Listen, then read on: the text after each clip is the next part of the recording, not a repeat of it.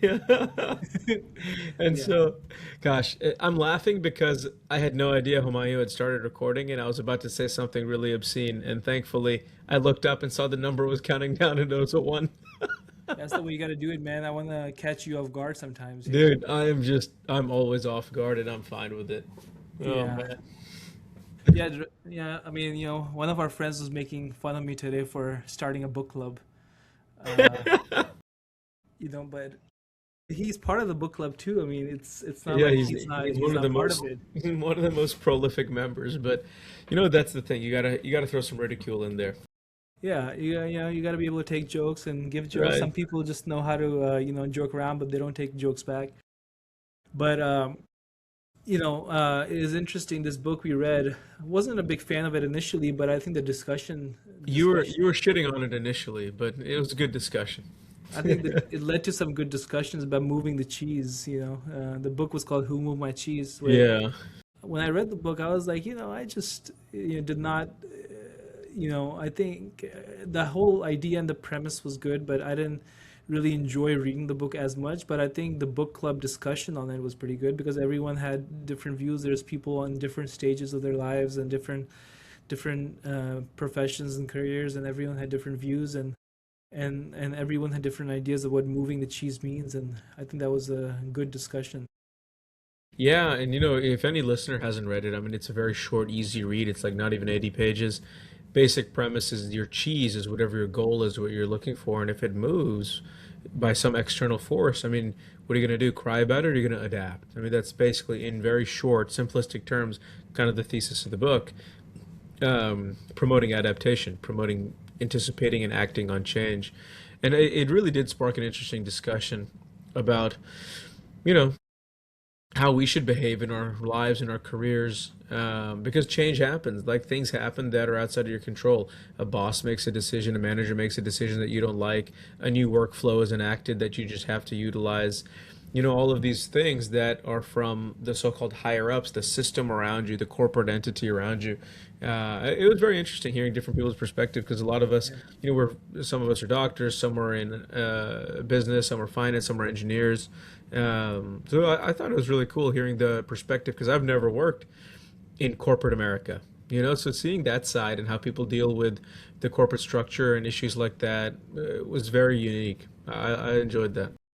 Yeah, I mean, and it's kind of like the idea that who moved the cheese, and is the cheese getting moved from the central location, the central power that's moving the cheese, like your manager, or sometimes the cheese can be moved from, somewhere supernatural, from God or from a disaster or something where something happens to you. And those kind of discussions, led a lot of people to do some deep diving into their own careers. And there's this one discussion, this heated debate we had a little bit was, you know, how in the hospital system sometimes people who make decisions sometimes are not part of patient care, right? They're these people who are making decisions centrally. They're enacting a policy, enacting a certain agenda based on Medicare reimbursement protocols now, or whatever great idea they had. They want to enact protocol, and they in the end their protocol, it goes downstream on the patient level, and the physicians have to deal with it because it doesn't make sense to a lot of physicians why this manager who's never seen a patient is making this decision that he has no idea about. And the realities on the ground are different, right? When physicians, the case managers, the nurses, the physical therapists, the dietitians, the pharmacists on the floor level at the hospital are dealing with a patient, the dynamics are very different than what's happening in the C-suite. And something from the C-suite might seem very, very applicable or useful or good for the bottom line, but at the patient level, on the ground level, it might not be the most ideal thing. And how do we reconcile that in today's age? Yeah, I mean, when decision making and a workflow is enacted in a very top-down manner, I mean, it eliminates autonomy for the people that are on the front lines, but it also is a disconnect. Like you're saying, Humayo, someone who comes in from a business background but is not clinical at all, has never actually taken care of and listened to a patient, understood, parsed out what they're saying, come up with a diagnosis and a treatment plan, and then done it. If you haven't done that workflow, you really have no clue how to handle patient care. You really have no clue like what works, what doesn't in a clinic. Yet somehow you are the people that are making those decisions. You are the people that are telling the actual frontline workers, the nurses, the doctors, the PAs, all of that, how to do your job, how many patients to see, what is the adequate utilization of DME resources, how many patients to give a splint to in clinic. All these different examples, which to us, to me, to you, that seem ridiculous. Like, how can someone who has no clue about that stuff tell us how to do our practice? And that loss of autonomy, that like forced top-down approach, I think it leads to worse patient care and a lot of burnout. Yeah, so it kind of reminded me of this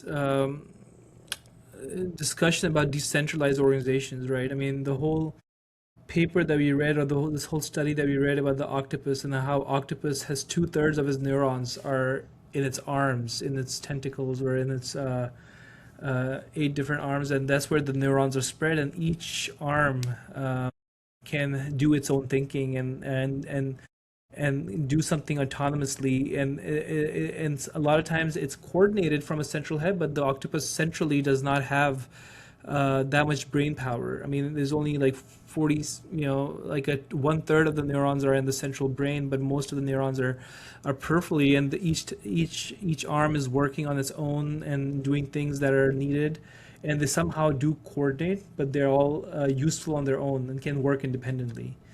And that's kind of in that paper, it kind of correlates the idea of octopus to an organization, how an organization should be structured in that way too, where people who are closest to the job have a lot more control, a lot more autonomy, a lot more decision making capabilities, but maybe be weakly coordinated from a central source, right? So that was an interesting idea of comparing an organization to an octopus. Yeah, and I mean, I think it's pretty fascinating. I mean, for one, Humayo, check out this shirt, bro. I got Dr. Octopus right here. There you go. You wore it for the right occasion, huh? I came prepared. I mean, we just came back from Universal, but but I think it was fitting for the octopus paper. I actually didn't even think about it when I put this on Oh, this perfect. evening. It just happened, and now I'm like looking at myself in the video, and it's like, oh, Dr. Octopus, and we're talking about the There octopus you arm. go. There you go. But yeah, I mean, I think it's like, first of all, it's amazing that the octopus has so-called like these nine different brains. Like the one actual brain and each of its arms are as autonomous and functional as if it had its own independent decision-making ability, yet they're coordinated together. It's almost like I don't know, it's kind of like it makes me think of like military organization that the overall military structure, or even like a secret service, like a CIA structure. I mean, it's so contained and compartmentalized, and everyone's hiding something from everyone. But the grand mission is still, at least on paper and face value, the same: protect the motherland, maintain superpower status, neutralize threats, gain information. But each of these little subsections does their own thing, their own little, I don't know, side mission or something like that, that all collectively pushes towards the grand goal. I think it's just interesting how there's not in organizations like that, like the CIA or even the U.S. military, there's not always like one central decision-making roadmap of like hierarchy. It's kind of like splintered in a way with a unified mission. Yeah, I see a lot of that in a lot of big pharmaceutical companies as well. A lot of these companies, I do a lot of clinical trials, and we interact with a lot of people from different companies, and a lot of them are designed in silos as well, and their clinical research arm knows nothing about the sales arm, and the development arm. Every single entity within that pharmaceutical industry is very separate and siloed, and sometimes for legal reasons they're not even allowed to communicate with each other, right? For example, the sales people are not allowed to know about any upcoming drugs or upcoming medications, or what's going on with other medications as well that are ongoing in the development phase. So they always are like, hey, I can't talk about it, I don't know about it. You probably would have to talk to the medical science liaison, right? And the medical science liaison has no idea sometimes of what's going on in terms of trial selection, right? They say, oh yeah, we just meet with doctors, and we think they're good sites, but we just submit your name, but we have no idea how study startup is done, how the study is implemented, how the study Right, started. right. So and they really don't know even what's going on. So if you talk to them about an organization, they say, "Oh yeah, we met with this person." They have no idea who that person is. But sometimes it's hard because you communicate, you know what's going on, and there's a lot of bottlenecks, and you can see that in one department what's happening is slowing everything down, but they're not communicating with each other. And so I do think there's a role for central coordination and role in a lot of organizations where centrally someone has to coordinate from all and get information from all different sources and silos, and but also be able to coordinate so these arms don't tangle with each other and don't are not in each other's way, right? Yeah, I And mean kind of how. it's kind of like patient care, in terms of like the physician and patient and the administration of care, where the physician in that setting acts like the central repository of coalescing information. You gather the laboratory values, you do your history and physical examination, you gather the imaging results that are taken at an outside imaging center. You put all of these things together. You may refer them to another specialist for some information. They come back to you. You put all of these pieces of the puzzle together that are acting and working independently. Like the patient shows up to get their MRI scan. The MRI scan is not liaising with you and communicating with you and talking with you. It's just patient goes, they get it done. It's independent, it's done with. They do it fully autonomously, but all of it gets brought back to you, and then you make the ultimate decision plan with the patient that, hey, this is what we're doing, this is the treatment, and then you embark on it. So I think in that setting it kind of acts almost like, I don't know, more like a hub and spokes model where the patient gets out there all of this stuff and then you bring it back together. Yeah. But then our healthcare system is so fragmented too, right? Like, sometimes patients see internal medicine doctor and they order a bunch of labs, but and then they see me 3 months later, and there's no way for me to sometimes get those labs and get those results and get those imaging studies. Sometimes the patient doesn't even remember what imaging studies and what labs they got. Uh, and there's no communication centrally about the information. There's no central national nationwide EMR where the information is shared, and maybe sometimes the physician they saw does not even have an EMR. Some physicians are still on paper charts, so that information that information doesn't get to you completely.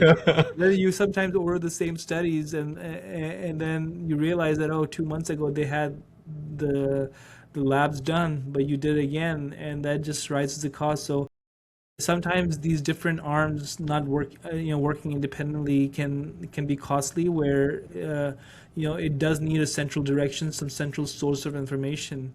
Yeah, it uh, can be independent chaos in a way, like the octopus arms are fighting each other. I mean, like you're saying, patients come so often, they've already had an X-ray or CT scan of their shoulder or their wrist, but it was done at an outside hospital that I don't have access to. There's no third-party portal, and the patient didn't bring their disc.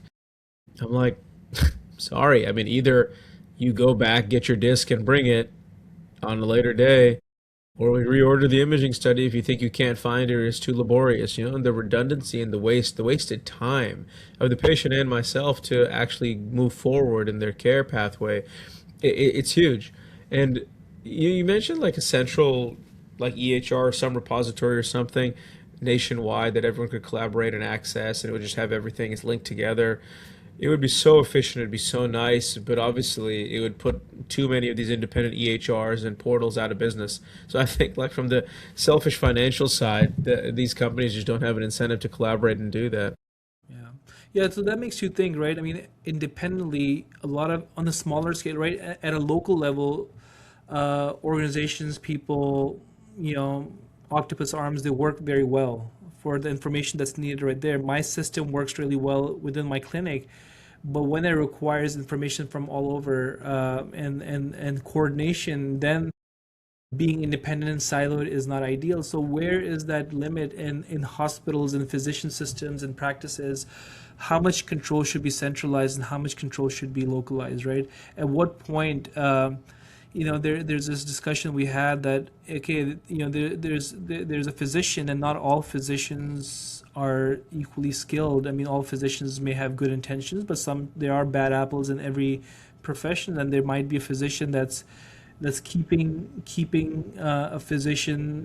patients in the hospital for too long for billing purposes, or doing treatments that are not really necessary, and everyone around them is kind of following along because the physician's in charge locally, and there's no one really checking on. And at that point, a central authority is somewhat needed. Hey, Doctor So and So, why is this happening? Why is this happening so often? And why are you keeping patients 5 days longer than standard stay?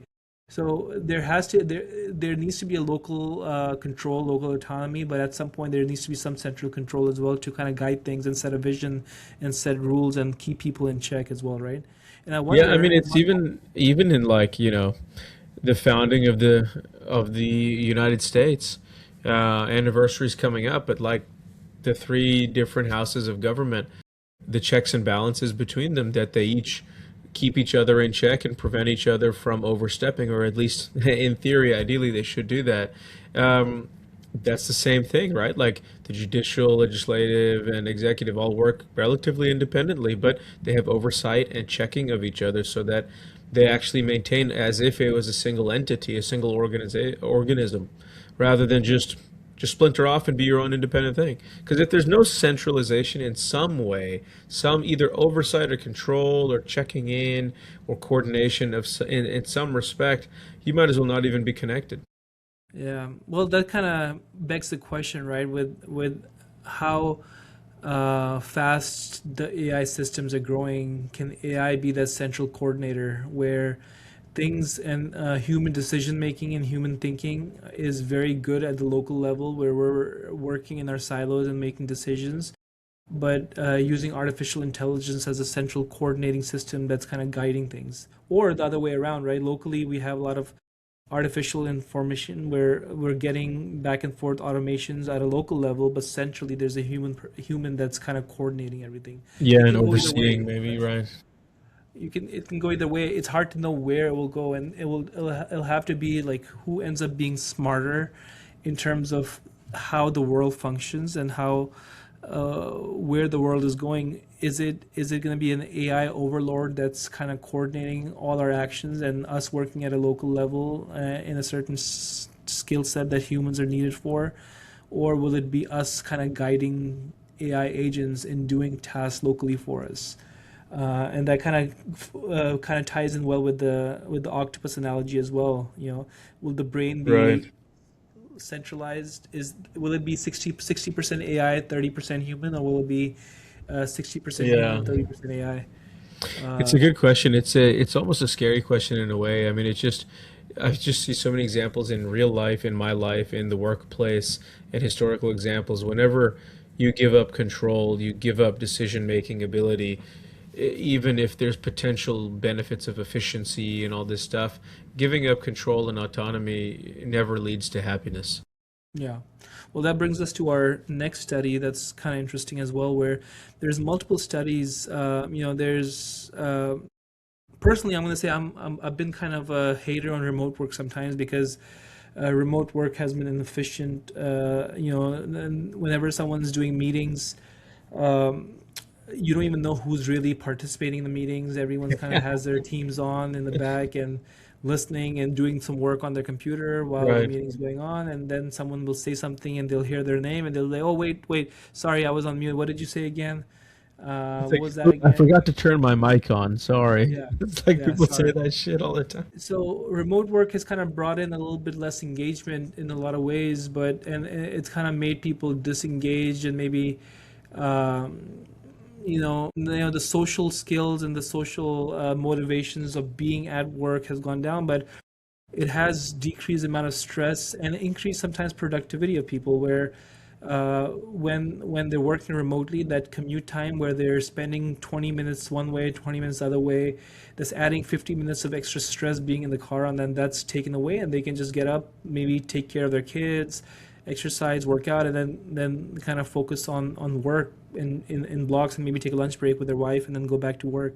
That's shown some improved balance in their life as well, where people are less stressed and they're getting deeper sleep. So that's kind of three studies showing improved sleep and improved sleep health when people are working remotely.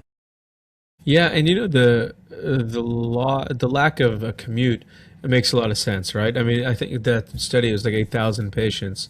It's a pretty good study. It showed about 29, basically 30 minutes, 29 extra minutes on average that remote workers were able to. Yeah, it's in all the studies showed is when people got to choose when they can go in, when they can be remote, is what improved their stress level and productivity. It wasn't, and I see a lot of utility for hybrid work where some days, people are going in and some people, and then when there's meetings, they go in, they take your stuff, they meet with clients, and days they could work from home, they have the option to do that. Like, as physicians, I think that's somewhere we can also kind of design our lives that way, where there are days we can use as admin days where we can stay at home and work from home, maybe do notes or imaging studies, or even do telehealth visits from home, where we have that flexibility. Sometimes it's very limited in our space, where physicians are mostly not able to do remote work, but there's some specialties they can, right?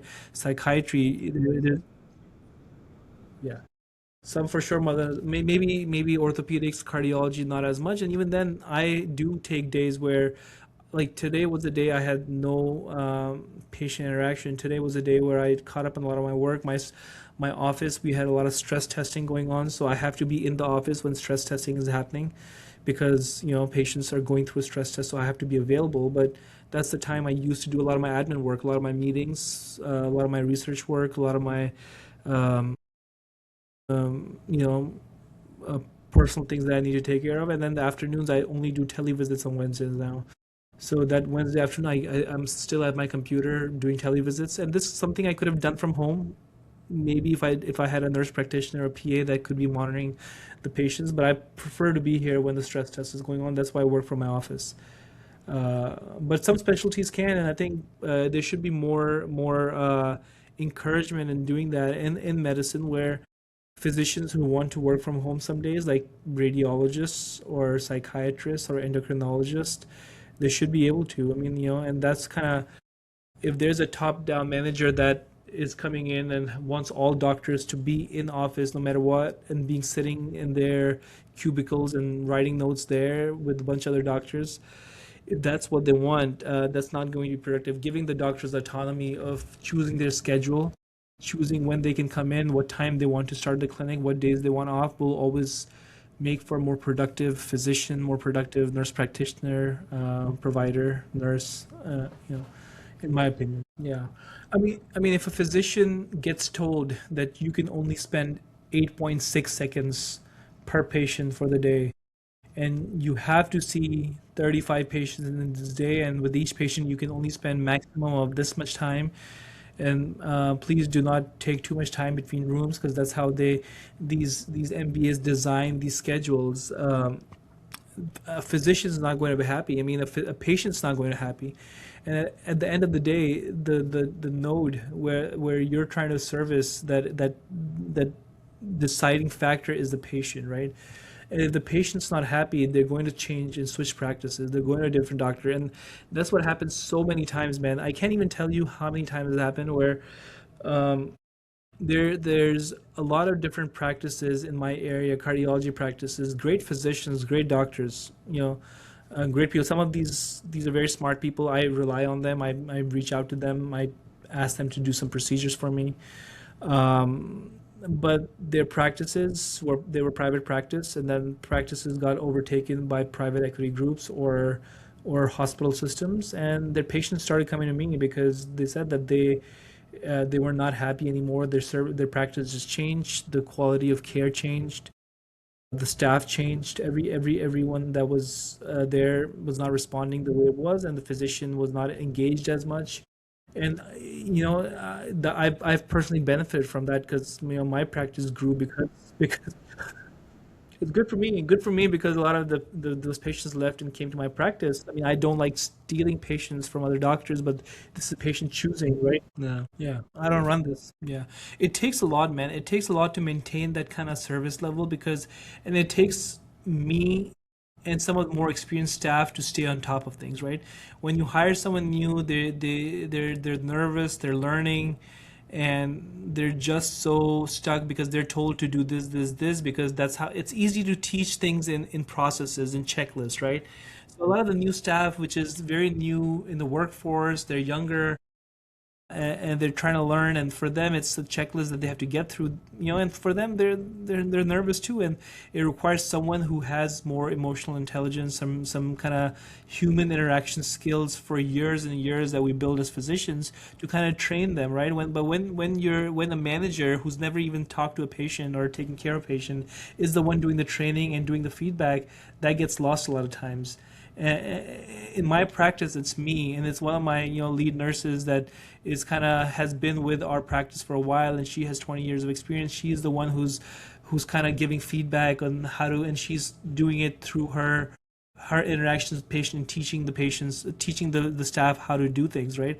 And me giving feedback constantly. Hey, this patient's mad. Make sure you apologize. Make sure you tell them this is why this happened. Like, make sure you communicate with them. Like, and you have to be kind of paranoid about these things because it's my practice, and I'm the patient facing person, right?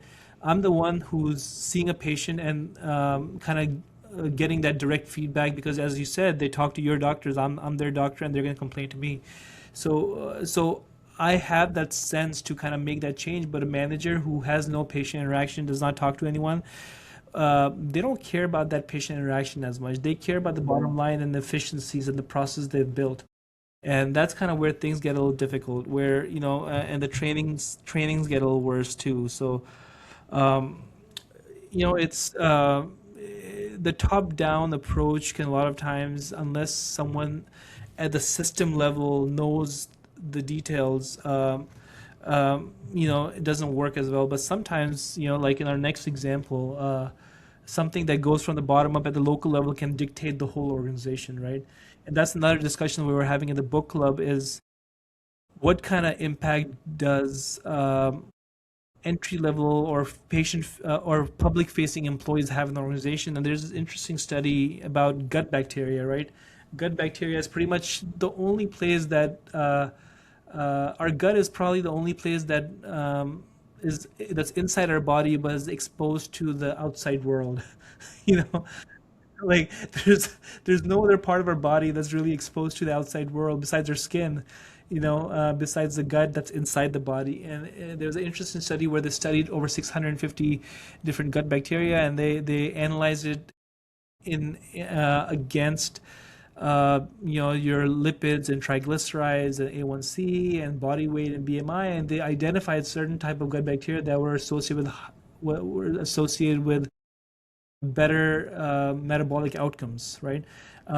So it was an interesting study which showed that the gut could have a report card where what kind of gut bacteria and microbiome is present can dictate how your whole body reacts to food and other external sources. And then some of the gut bacteria that they identified were also that were more associated with more plant-based food as well. Yeah, I mean, it's a known fact that, and I see it in practice all the time where, you prescribe 50 milligrams of losartan to one patient, their blood pressure just drops, and then you prescribe 50 milligrams of losartan to another patient, and it doesn't even touch their blood pressure starts going up. Patients respond to medications so differently, even with GLP-1s, with tirzepatide or semaglutide. When you prescribe them, some patients with just the 0.25 milligram dose, 2.5 milligram dose, they lose 10 pounds in the first month. And you're like, wow, you're a super responder. Whereas some patients can get on the highest and the highest and the highest dose and they don't lose weight. What is really the reason that's happening? And I think your gut microbiome has a lot to say to that, right? There's two types of thing, and I think we were talking about this before. Should we rely on statistics or calculus? Like, I prefer calculus over statistics. Statistics takes in all the population and only the known factors that are common between them and creates a percentage. This many percentage of patients lost this much weight on this medication, right? But then there's calculus, which is the known variables within your body and how those variables act and cause a certain change and outcome in one particular person. And I think as science advances, I think we're going to get better and better, not using as much of population health and journal statistics, and actually practice medicine with calculus, where we understand a person's different attributes, right? Their body composition, their gut microbiome, their lymphatic activity of how the fluids are moving, and their hemoglobin, and different variables in their body, and then we can will be better able to assess a medication plan for them, right? We'll be able to create a better treatment plan, more customized treatment plan for longevity. I think that's true longevity treatment for the future, rather than what we're doing right now with all these different hacks that people are promoting. I think personalized medicine based on everyone's attributes is where things are going to go, and I think AI is going to play a huge role in that, in identifying these factors and being able to find these patterns, just like they were able to find 600 different bacteria and match them with so many different variables and find patterns. What kind of bacteria, microbiome, what kind of body composition is better for this kind of patient? Yeah. Yeah, it's exciting. I mean, I can see, having this device, or whatever kind of digital device we have in the future, kind of constantly getting your data, from your smartwatch, from your Whoop band, from your Aura ring, from your glasses that have camera. The Yeah, yeah, whatever. Well, I'm just saying this. If the weight scale in your house, and the mirror that's watching you with gathering data. They came up with a new machine which is kind of powered by the butterfly chip. It's going to be a whole body ultrasound that's going to define your body composition, and within seconds, your body's going to get submerged in a body of water, and it's going to take pictures, and within 15 seconds, at the very low cost, they'll be able to create an image of your whole body and kind of do a full body ultrasound, pretty much assess your liver fat, belly fat, and amount of visceral fat as well, and kind of create a profile for you, right? So all, yeah, they just announced that. Actually, Midjourney is a company that came out, and what they were doing is producing AI generated images and videos, for a while. And that's what people were using for. They were putting in prompts and they were just creating pictures. Now everyone else got so good at it with Nano Banana and ChatGPT with their imaging capabilities. Midjourney kind of pivoted and became a medical imaging company, and they use Butterfly, the Butterfly ultrasound. Yeah, they use their chips to power that, and they created this imaging machine. And what they're planning on doing is opening up different spas, like spots around the country, where they will have you can go in and get a whole body ultrasound composition scan, and it'll be pretty. It can be done pretty cheaply and within seconds, right? Within minutes, I think. Uh, so those kind of imaging modalities and point ways to kind of gather data, you'll be able to create much more personalized care for each patient. Um, and that's going to be more micro level data that's dictating a big change in medicine, right? Unlike a top-down approach that's dictating what needs to be done, this will be from the patient point of view, where patients at the bottom are providing their details as to us, right, through their blood pressure machines at home or these rings. We're getting that data and then giving back their care to them, and I'm excited about that. I think that's where the change is going, and a lot of people are scared about how AI is going to change medicine, right? And I think a lot of doctors will learn how to move away from population journal data and move on to more personalized medicine based on each patient and their attributes. So, and then we'll eventually move on to making stem cells and artificial hearts for each patient. That kind of brings us to yeah, our fourth story, where, it was kind of interesting. You know more about space, so, maybe you should kind of introduce this topic better. Yeah, I mean, it's amazing, and a lot of people kind of poke fun at the race to space. So a lot of these people are doing for the vanity and just to put their name out there. But a lot of these breakthroughs, like a lot of this research that happens, and some of these projects. Oh, why are these people just growing random stem cells in space, right? Doing these kind of projects could be expensive, but they lead to sometimes breakthrough discoveries, right? You never know what kind of experiment, what kind of you know unusual thing that you're doing might lead to something amazing. A lot of the breakthrough treatments that we know have come in because someone was doing some out there experiment, right? there's a device that we use in cardiology. It's called OCT, and it's a device for imaging intravascularly and looking at the plaque and the plaque structure. And initially, I mean, it was OCT was done in eye in within the eye and the retina as well, but someone thought that this could be done within blood vessels as well, and then they a cardiologist saw something that's being done in the eye, and they took that idea and brought that into cardiology, and created this device for cardiologists as well. So a lot of times some random technology, some random experiment can lead to some breakthrough discovery elsewhere, right? I mean, heart failure and heart transplant is brutal on patients, right? Being on LVADs, congestive heart failure, being on five, six, seven different medications to maintain their heart failure, and their morbidity and mortality is so high. Having a stem cell grow a heart tissue that will not be rejected by your body, and being able to either use to repair the heart into functioning well and getting rid of the scar tissue in the heart that's making the heart weak, or regenerating a new heart to be able to transplant it, or kidneys, or even in leukemia treatment, right? It could be huge for leukemia treatment, where you could actually allow patients to get those um, healthy blood cells that they need, instead of the leukemia cells that run through the blood. So it can be breakthrough. It was done, yeah, and it was done because someone decided to see, hey, what happens when we, grow stem cells in space, in the space station.